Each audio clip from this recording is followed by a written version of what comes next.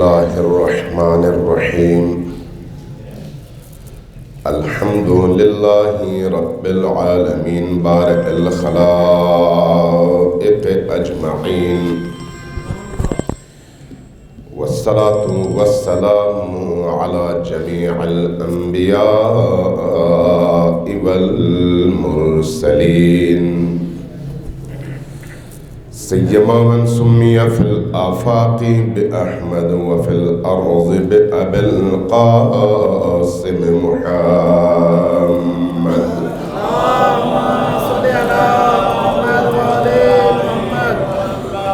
والصلاة والسلام على أولاده الطيبين الطاهرين المعصومين الميامين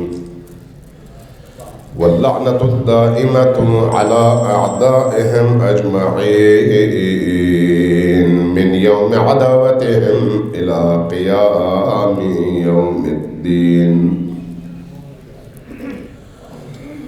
قال الله تبارك وتعالى في كتابه المجيد وهو أصدق القائلين وقوله الحق. بسم الله الرحمن الرحيم. بسم الله الرحمن الرحيم. من عمل صالحا من ذكر أو أنثى فلنحيينه حياة طيبة. صلوات محمد عليه.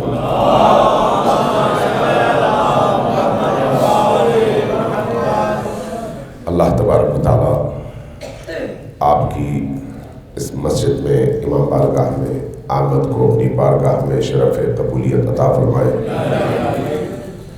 اس نورانی مجلس کو اپنی بارگاہ میں قبول فرمائے. ہم سب کے قلوب کو اہل البیت کے نور سے نورانی فرمائے. جو گفتگو اب تک یہاں پر ہوئی ہم نے سنی اس کو اپنے حرز جاں بنانے کی اور اس پر عمل کرنے کی توفیق عطا فرمائے.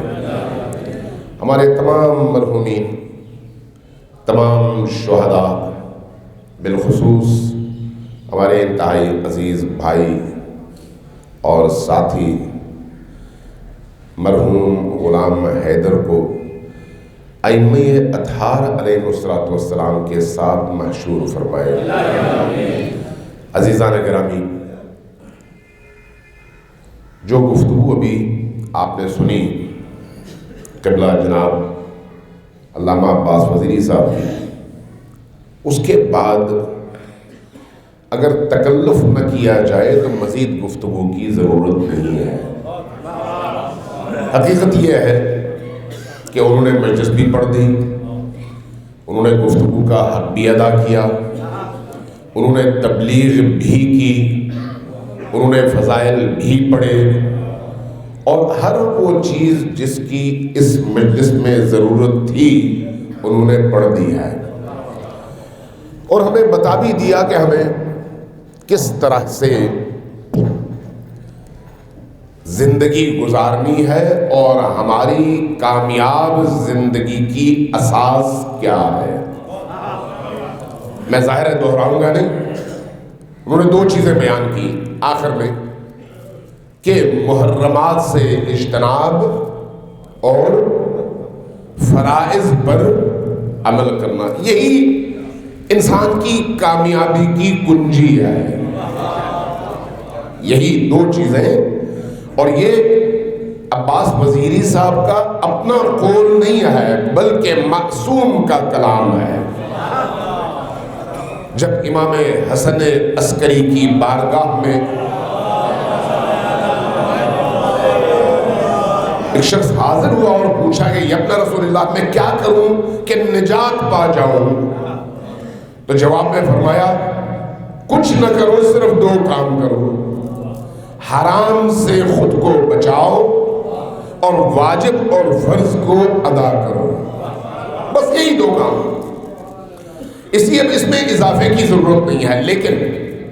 لیکن ایک پہ پہلو ایسا ہے جس کی طرف توجہ زیادہ ضروری ہے. انہوں نے بات کر دیا ہے لیکن تھوڑی سی اس کی مزید تفصیل میں بیان کرتا ہوں. آپ صلوات بھیجیے بر محمد و آل محمد.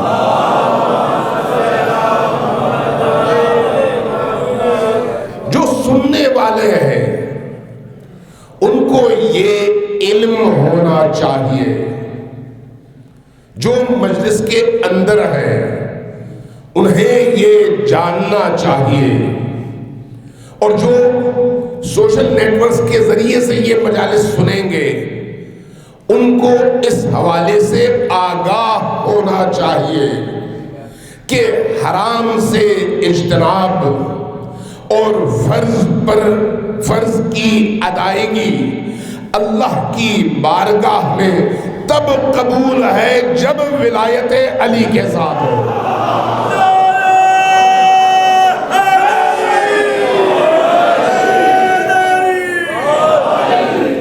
چونکہ تمام عبادتوں کا دار و مدار اس پر ہے کہ وہ عابد و زاہد علی کے رستے پر چل رہا ہے یا نہیں چل رہا. علی کی ولایت اس کے دل میں ہے یا نہیں ہے، علی کی مودت اس کے دل میں ہے یا نہیں ہے، علی کا عشق اس کے دل میں ہے یا نہیں ہے. اس لیے یہ جو دو حصے ہیں عمل اور عقیدے کے، عقیدے میں کمی کبھی قابل قبول نہیں آئے. توجہ دے رہے ہیں آپ؟ عقیدے میں کمی کبھی بھی کسی بھی صورت میں قابل قبول نہیں ہے، چاہے عبادات پوری کی پوری انجام دے دی جائے. اس لیے کہ روح دین کو علی کہتے ہیں.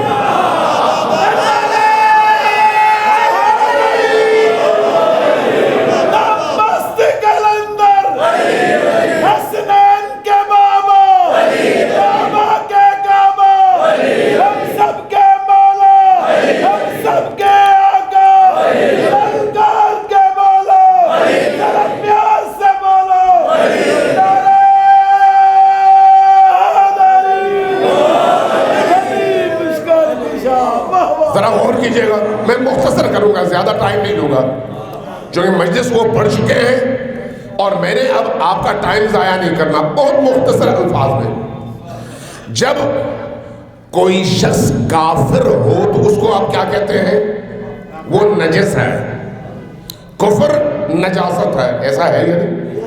اس لیے اگر کافر کسی تر چیز کو پکڑ لے تو بہت سارے فقہا کہتے ہیں وہ چیز نجس ہو گئی. اس کی اس نجاست کو پاک کرنے کا ذریعہ کیا ہے؟ لا الہ الا اللہ محمد الرسول اللہ، جس کو ہم کلمہ طیبہ کہتے ہیں. ایسا ہی ہے. اگر کسی کافر کے بدن کو آپ نے پاک کرنا ہے تو اس کو کلمہ پڑھا دیں تو وہ اس کا بدن پاک ہو جائے گا، اب وہ مسلمان کہلائے گا. لیکن مسلمان ہونا کافی نہیں ہے جب تک اس کی روح پاکیزہ نہ ہو،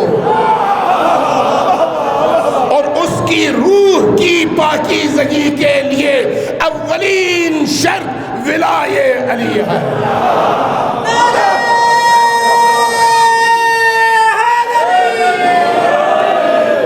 روح کی پاکیزگی آ نہیں سکتی جب تک ولایہ علی نہ آ جائے. ولایہ علی روح کی پاکیزگی کے لیے شرط اول ہے اور شرط آخر ہے. اور اگر یہ چیزیں آ جائیں تو پھر اگر کبھی انسان نے بھول کر کوئی گناہ کیا ہو تو اللہ علی کی ولایت کے صدقے میں بخش بھی دیتا ہے.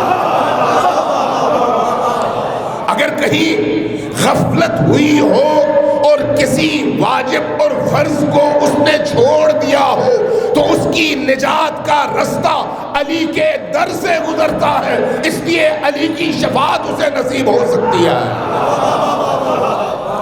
لیکن اگر کہیں علی کا بغض آ جائے تو پھر ایک انسان 10,000 سال سجدے کرے، اس کے سجدے اس کو نہ نجات دلا سکتے ہیں اور نہ وہ نجات پا سکتا ہے۔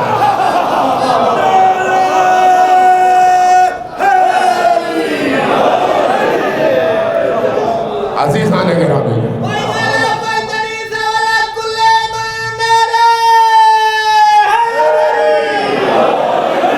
اس لیے ہم جب کہتے ہیں نا تولا اور تبرا، سمجھنے کی ضرورت ہے کہ یہ تولا کیا ہے اور تبرا کیا ہے۔ عام طور پر ہمارے عام لوگ بھی اسی سوچ کا شکار ہیں، اور ہمارے دیگر اہل سنت بھائی بھی ہمارے بارے میں یہی سوچتے ہیں کہ تبرا یعنی گالیاں دینا۔ نہیں، تبرا کبھی بھی گالی کو نہیں کہتے۔ گالی سب و شتم ہے، سب و شتم۔ تبرا عام طور پر منفی مفہوم میں لوگوں کے ذہن میں بٹھایا جاتا ہے، اور ہمارے خطبہ اور ہمارے اہل منبر بھی تبرہ کو منفی معنی میں استعمال کرتے ہیں، جس سے نیگیٹو پیغام جاتا ہے اور سننے والا سمجھتا ہے یہ گالیاں دے رہے ہیں، جبکہ ایسا نہیں ہے۔ تبرہ کہاں پر ہے؟ جب آپ کہتے ہیں لا الہ الا اللہ، تو اسی لا الہ الا اللہ میں تولا بھی ہے اور تبرہ بھی ہے۔ وہ گالی ہے؟ نہیں۔ تولا کیسے ہے، تبرہ کیسے ہے؟ جب اللہ کی ولایت، اللہ کی معبودیت، اللہ کی الوہیت، اللہ کی وحدانیت کا آپ اقرار کر رہے ہیں تو اللہ کی ولایت میں داخل ہو رہے ہیں، اور جب غیر اللہ کی ولایت کا آپ انکار کر رہے ہیں تو اس غیر اللہ سے اپنی براءت کا اظہار کر رہے ہیں۔ یہی تبرہ ہے، یہی تولا ہے۔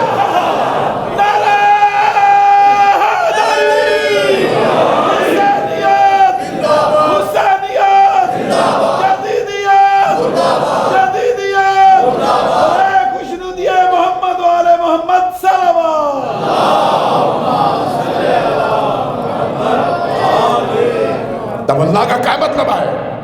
کہ ہم نے اللہ کو ایک مانا، رسول کی رسالت کو قبول کیا، اور علی کی ولایت کو اپنے عقیدے کی اساس جانا۔ یہ تولا ہے۔ اور تبرہ کیا ہے؟ تبرہ یہ ہے کہ اللہ کے دشمنوں سے ہم بیزار ہیں، رسول کے دشمنوں سے ہم بیزار ہیں، علی کے دشمنوں سے ہم بیزار ہیں۔ یہ تبرہ ہے۔ کیا یہ گالی ہے؟ کیا یہ گالی ہے؟ کوئی سمجھ سکتا ہے، کوئی کہہ سکتا ہے کہ یہ گالی ہے؟ یہ گالی کبھی بھی نہیں آئی۔ اب میں سوال کرتا ہوں آپ سے بھی اور تمام عالم اسلام سے کہ اگر کوئی علی کو گالی دے تو کیا وہ مسلمان ہو سکتا ہے؟ علی کو گالی دینے والا مسلمان ہو سکتا ہے؟ نہیں ہو سکتا۔ ہم اسی سے اظہار بیزاری کرتے ہیں۔ علی سے دشمنی کرنے والے کو مسلمان کہا جا سکتا ہے؟ نہیں۔ اسی سے ہم اپنی براءت اور بیزاری کا اظہار کرتے ہیں، گالی نہیں بلکہ علی کی محبت کا اقرار اور علی کے دشمنوں سے تعلق کا انکار۔ اور آخرت میں یہی چیز ہمارے کام ہے۔ اللہ کو قبول کرنا آسان ہے، اللہ کو قبول کرنا آسان ہے۔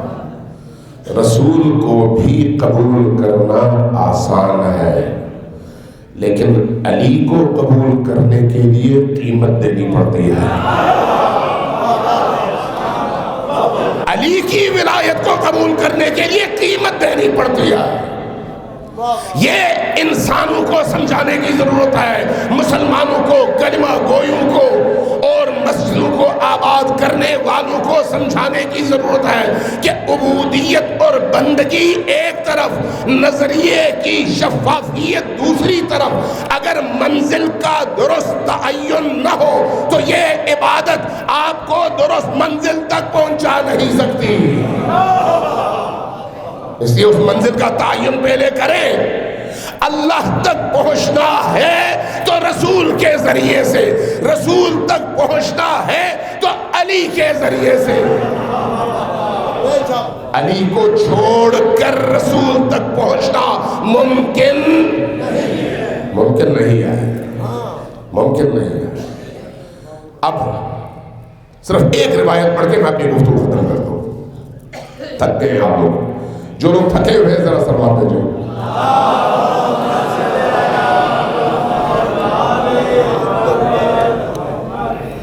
جو لوگ نہیں تھکے وہ بھی ذرا اونچی آواز سے سلوات بھیجو۔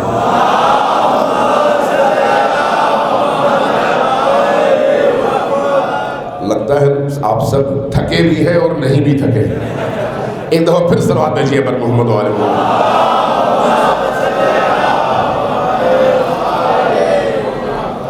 یہ جو نیکیاں ہیں، نیکیاں ضائع نہیں جاتی، ضائع نہیں جاتی، چاہے کافر ہی کیوں نہ کرے، چاہے ہندو کرے، چاہے عیسائی کرے، چاہے یہودی کرے، چاہے مسلمان کرے، ضائع نہیں جاتے، اس کا اجر ملتا ہے۔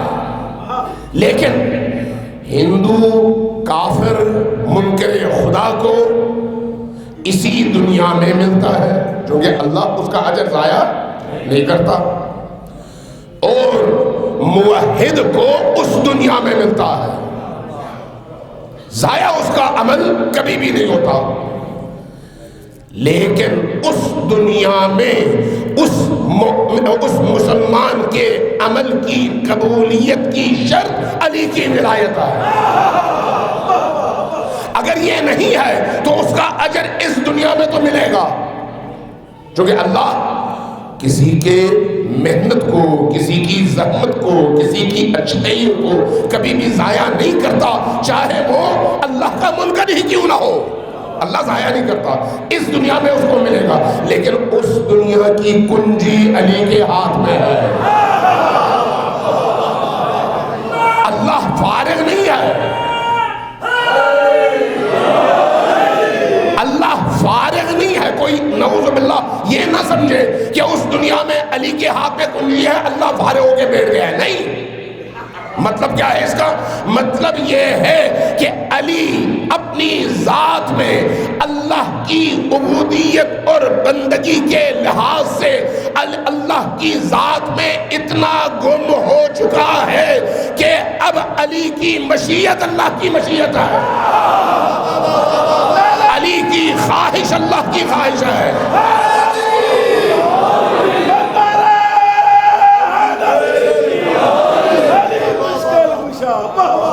اس لیے اب اس دنیا میں جو علی کی خواہش ہے وہی اللہ کی خواہش ہے، وہی اللہ کی خواہش ہے۔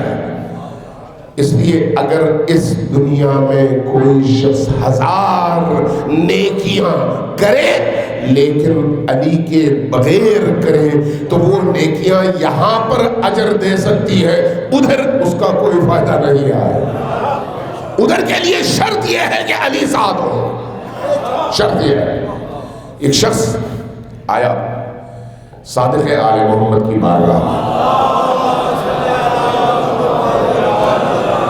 عرض کیا یا ابن رسول اللہ، میں دربار خلافت سے آ رہا ہوں۔ یہ روایت جو ہے اصول کافی میں ہے، اصول کافی آپ کو پتہ ہے ہمارے ہاں معتبر ترین روایت کی کتاب ہے۔ عرض کیا یا ابن رسول اللہ، میں دربار خلافت سے آ رہا ہوں، میں نے وہاں پر دربار خلافت کا کیا مطلب ہے؟ جو صادق آل محمد کے دور میں خلافت پر براجمان لوگ تھے، اموی، عباسی، تو یہ کیسے لوگ تھے؟ ظاہر ہے انہوں نے آل محمد کے نام سے لوگوں کی ہمدردیاں سمیٹی، حکومت پر قبضہ کیا اور آل محمد کو مارا۔ یعنی طاغوت آل محمد کی ولایت کے مقابلے میں اپنی ولایت کا اعلان کرنے والے طاغوت ہیں، اور قرآن نے کہا فاجتنبوا الطاغوت، طاغوت سے بچو۔ عرض کیا یا اپنا رسول اللہ، میں حکمران کے دربار سے آ رہا ہوں، وہاں پر میں نے ایک عجیب منظر دیکھا ہے۔ کچھ لوگوں کو میں نے دیکھا جو امانت دار ہیں، امانت میں خیانت نہیں کرتے۔ کچھ لوگوں کو میں نے دیکھا جو سچے ہیں، جو وعدہ کرتے ہیں اس پر عمل کرتے ہیں، وعدے کے پکے ہیں، قول کے سچے ہیں، امانت کے امانت دار اور امین ہیں۔ تینوں اہل ایمان کی صفات ہیں، اہل ایمان کی صفات ہیں۔ یہ دیکھ کر میں آیا آپ کی بارگاہ میں، میں مدینہ میں پھرا، اہل مدینہ کو دیکھا، آپ کے بہت سارے چاہنے والوں سے ملا، تو میں نے دیکھا کچھ لوگ جھوٹ بولتے ہیں، کچھ لوگ امانت میں خیانت کرتے ہیں، کچھ لوگ وعدہ کرتے ہیں وفا نہیں کرتے۔ اب میں مخمصے میں پڑ گیا کہ یہ جو آپ کے ساتھی ہیں ان عیوب کے باوجود نجات پا جائیں گے، اور وہ جو طاغوت کے دربار میں ہے اپنی ان تمام خصوصیات کے باوجود جہنم میں جائیں گے۔ یہ کیسے ہو سکتا ہے؟ یہ مجھے سمجھ نہیں آتی۔ غور سے سنیے گا، کہاں مجھے سمجھ نہیں آتی۔ روایت کہتی ہے کہ امام صادق علیہ السلام کے چہرے کی رنگت میں تغیر پیدا ہوا، چہرے پر جلال کے آثار نمودار ہوئے، جلال آیا۔ فرمایا کہ ہاں وہ اپنی ان تمام خصوصیات کے باوجود اہل باطل ہیں، اور یہ اپنی ان خطاؤں کے باوجود اہل حق ہیں۔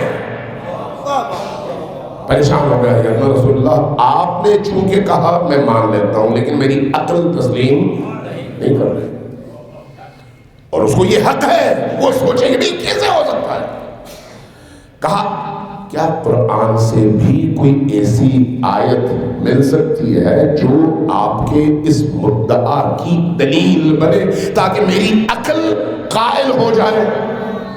میں اطاعت تو کروں گا آپ کی کہ آپ نے چونکہ فرمایا میں نے تسلیم کر لیا، لیکن کوئی ایسی دلیل ہو جو میری عقل کو راضی کر سکے، کیونکہ قرآن عقل کی دعوت دیتا ہے، اسلام عقل کی دعوت دیتا ہے۔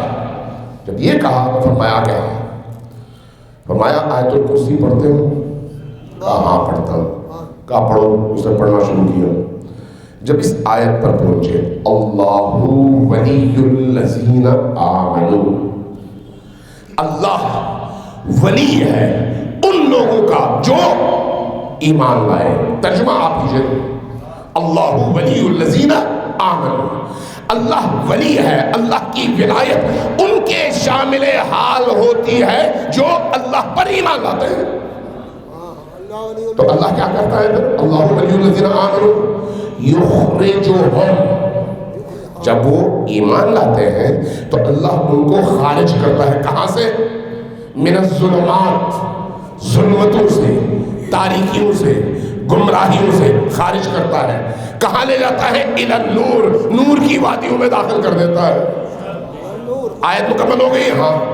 والذین کفروا، اگلا حصہ، اور جنہوں نے کفر کیا، جنہوں نے کفر کیا، والذین کفروا، یہاں پر الذین آمنوا، اس آمنو کے بعد ان کا ولی کون ہے؟ اللہ، چونکہ ایمان لائے۔ وہاں پر والذین کفروا، جنہوں نے کفر کیا، کفر کرنے والوں کا ولی کون ہے؟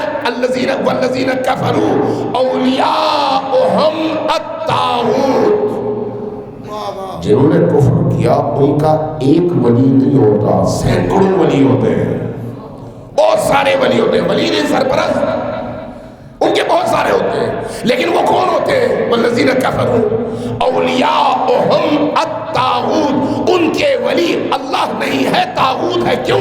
اس لیے کہ انہوں نے کفر کیا ہے، انہوں نے کفر کیا ہے۔ اب یہ طاغوت کیا کرتے ہیں؟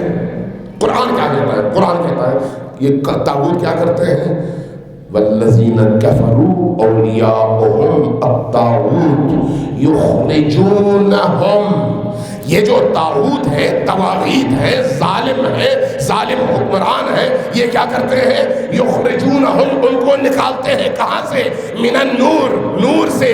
کہاں پھینکتے ہیں؟ الی الظلمات، ظلمات میں، نور سے نکالتے ہیں، ظلمات میں پھینک دیتے ہیں۔ سمجھ نہیں آئی؟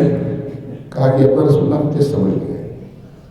یہ تو سیدھی سادی سی آیت ہے، ایک حصہ اہل ایمان کے حوالے سے ہے اور دوسرا حصہ اہل کفر کے حوالے سے ہے۔ کہا یہی تو نقطہ ہے جس کو تم نہیں سمجھے۔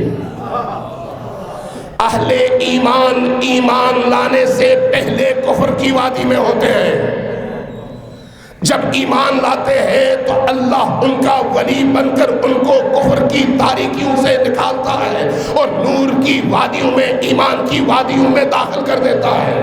لیکن اہل کفر تو پہلے سے ہی تاریکیوں میں ہے، جبکہ قرآن کہتا ہے والذین کفروا اولیاؤہم الطاغوت، جنہوں نے کفر کیا ان کے ولی طاغوت ہیں، یخرجونہم، ان کو یہ طاغوت نکالتے ہیں، من النور، نور سے، الی الظلمات، ظلمات میں پھینکتے ہیں۔ تو اہل کفر کب نور میں ہوتے ہیں کہ انہیں نکال کر تاریکی کفر میں ڈال دیا جائے؟ کافر تو پہلے سے تاریکی میں ہوتے ہیں۔ عرض کیا یا رسول اللہ بات سمجھ آ گئی کہ کافر تاریکی میں ہوتے ہیں، لیکن اس آیت کا مفہوم کیا ہے؟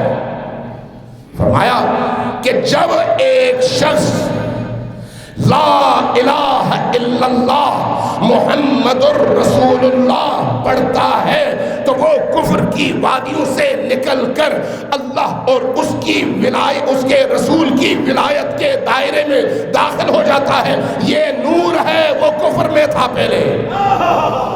لیکن جب علی کی ولایت کو ماننے کا حکم آ جائے، اس کے بعد اگر کوئی شخص علی کی ولایت کا منکر ہو جائے اور کسی اور کی ولایت کو قبول کرے تو وہ علی کے مقابلے میں طاغوت ہے۔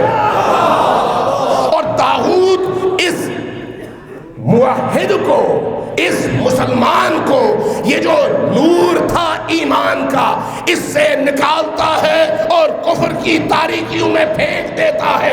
علی معیار ایمان اور کفر ہے، علی معیار ایمان اور کفر ہے۔ اس لیے یہ قرآن کی آیت ہے، قرآن ہمیں یہ بتاتا ہے۔ میں نے کئی دفعہ اپنے علماء کرام سے، اہل سنت علماء کرام سے پوچھا کہ اس آیت کی تفسیر کیا ہے، مجھے کوئی جواب نہیں دے سکا۔ میں نے بار بار کہا چاہیے تحقیق کیجئے کہ اس آیت کا مفہوم کیا ہے، اگر علی کی ولایت یہ نہ ہو تو پھر کیا ہے، ذرا جا کے تحقیق کیجئے۔ اور حقیقت یہ ہے کہ اللہ تبارک و تعالیٰ نے علی کی محبت کو ایک معیار بنا کر، کسوٹی بنا کر ہمارے درمیان رکھ دیا ہے۔ اب اگر یہ محبت ہے تو انسان نجات یافتہ ہے، اگر یہ محبت نہیں ہے تو پھر انسان چاہے کچھ بھی کر لے اس کی عاقبت برباد ہے۔ اس لیے اگر کوئی اپنی عاقبت کی آبادی چاہتا ہے تو اس پر لازم ہے کہ وہ علی کی محبت کو اپنائے۔ اس کے ساتھ ایک نقطہ میں اضافہ کر دوں، یہ یاد رکھیے، یہ جو دل ہے نا، یہ دل اللہ کا گھر ہے۔ اللہ کے گھر میں اور آپ اللہ کو اور اللہ کے دشمن کو دونوں کو اکٹھا نہیں کر سکتے، نہیں کر سکتے۔ اسی طرح سے جو دل اللہ کا گھر ہے وہ محمد رسول اللہ کا بھی گھر ہے. یہ نہیں ہو سکتا کہ محمد رسول اللہ کا آپ کلمہ پڑھے اور ابو جہل سے محبت کرے, ابو لہب سے محبت کریں. یہ نہیں ہو سکتا کہ نبی اور نبی کے دشمن کی محبت ایک دل میں جمع ہو. اگر ہو تو پھر یہ محبت نہیں ہے. اور اسی طرح سے جس دل میں نبی کی محبت ہو, علی کی محبت ہو, آل علی کی محبت ہو, اگر اس دل میں علی اور آل علی کے دشمنوں کے حوالے سے ذرہ برابر بھی ہمدردی ہو تو یہ جو محبت ہے کسی کام کی نہیں ہے. تولا ہم اس کو کہتے ہیں اور تبرہ ہم اس کو کہتے ہیں کہ جب علی کے ہو جاؤ تو پورے کے پورے ہو جاؤ, اور جب علی کے دشمنوں سے کٹو تو پھر پورے کے پورے کٹو.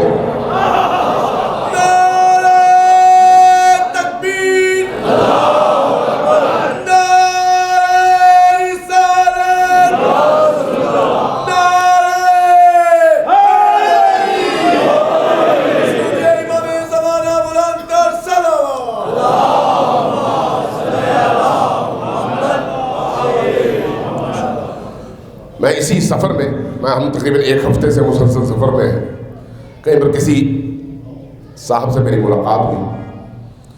ہمارے اہل سنت دوست تھے, شیعہ نہیں تھے, اہل سنت تھے. تو تنہائیوں میں مجھ سے کہنے لگے کہ میں نے تاریخ کا مطالعہ کیا.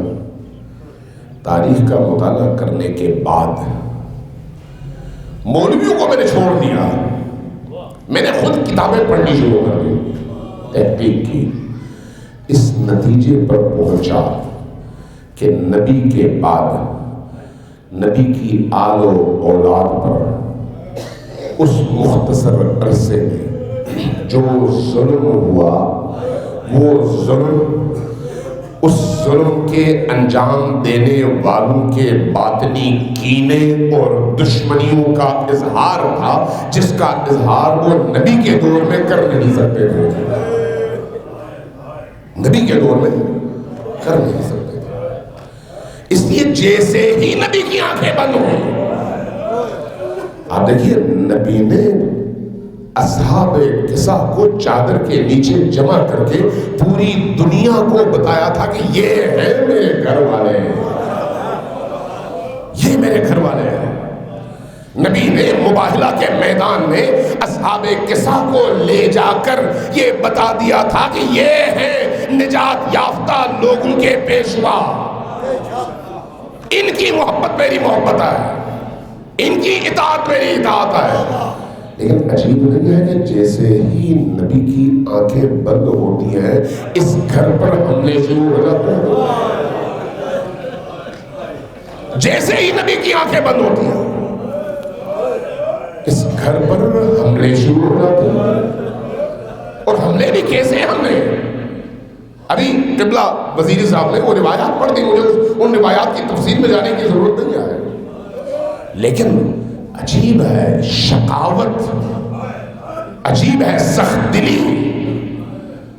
اگر معاشرے کے کسی بڑے انسان کا انتقال ہو جائے نا اور اس کی نسل میں صرف ایک بیٹی رہ گئی ہو تو دشمن ترین لوگ بھی احترام کرتے ہیں. دشمن ترین لوگ کم از کم تسلیت کے لیے آ کر اس کے زخموں پر مرہم رکھنے کی کوشش کرتے ہیں کہ ایک بیٹی رہ گئی ہے, بڑا انسان تھا, اس کی دلجوئی کرو. یہ کیسا مدینہ ہے, یہ کیسا مدینہ ہے کہ اس مدینہ کے رہنے والوں سے نبی کی بیٹی اتنی بیزار ہو جائے کہ علی کو وصیت کرے کہ یا علی, اہل مدینہ کو کوئی اجازت نہیں ہے میرے جنازے میں چلنے کی. مدینہ والو تم نے کیسا ظلم کیا نبی کی بیٹی پر. مدینہ والو وہ کیا مظالم تھے کہ نبی کی بیٹی کا دل اتنا بھر گیا تھا کہ نبی کی بیٹی کو وصیت کرنی پڑی کہ دن میں نہیں رات کی تاریکی میں میرا جنازہ اٹھا۔ مدینہ والوں وہ کیسا ماحول ہوگا جس پہ تم نے اتنا ظلم کیا کہ نبی کی بیٹی کو روتے ہوئے کہنا پڑا صبت علی المصائب لو انہا صبت علی الایام سرن لیالیا، اگر مجھ پر پڑنے والی مصیبتیں دن کی روشنیوں پر پڑتی تو دن رات میں تبدیل ہو جاتا۔ کیسا ظلم تم نے کیا نبی کی آل پر، کیسی دہشت اور کیسی بربریت کا مظاہرہ کیا کہ نبی کی بیٹی نے یہاں تک کہہ دیا کہ اے علی جب مجھے دفنا دو تو پھر میری قبر کو مٹی برابر کر کے دنیا سے چھپا لو، کسی کو پتہ نہ چلے میری قبر کہاں پر ہے۔ کون سے مظالم تم نے ڈھائے نبی کی اس عظیم ترین بیٹی پر۔ اور علی کی مظلومیت دیکھیے، علی کی مظلومیت دیکھیے کہ آدھی رات کے